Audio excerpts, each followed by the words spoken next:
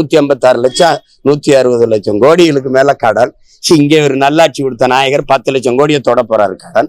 கடங்கார பைய நாட்டுல நான் ஒரு கடங்காரன், நீ ஒரு கடங்காரன். இதுல வளர்ச்சி, டெவலப்பு, நல்லாட்சி இதெல்லாம் என்ன இருக்கு? வெறும் சொல்லாட்சி மட்டும்தான். நல்லாட்சி எங்கிட்டு இருக்கு? உங்களால கேட்க முடிஞ்சா? நாட்டு பாதுகாப்புக்கு எல்லையில் நின்று போராடி செத்த ராணுவ வீரன் உடல் இந்த மண்ணுக்கு வரும்போது என்ன அந்த நாட்டு வீட்டுக்கு மத்திய மாநில அரசுகள் எவ்வளவு நிதி உதவி கொடுத்தது? கள்ளச்சாராயம் குடிச்சு செத்தவன் வீட்டுக்கு எவ்வளவு நிதி உதவி கொடுத்தது? நாங்கள் பிள்ளைகளை படிக்க வைப்போம், வீட்டுக்கு ஒருவருக்கு அரசு வேலை கொடுப்போம். இதெல்லாம் ராணுவ வீரன், நாட்டை பாதுகாக்க போற படை வீரன் செத்து வந்தவனுக்கு அவன் குடும்பத்துல இதெல்லாம் சொல்லல. 1 கோடி நிதி கொடுக்கும், மத்திய அரசு கொடுக்கும், மாநில அரசு கொடுக்கும், நிதி பாதுகாப்பை கொடுக்கும், வறுமையை சந்திக்காம விடும். நான் நாட்டுக்காக செத்தால் என் வீட்டை இந்த நாடு பார்க்குங்கிற நம்பிக்கை ஒரு ராணுவ வீரனுக்கு இந்த நாடு கொடுத்துருக்கா?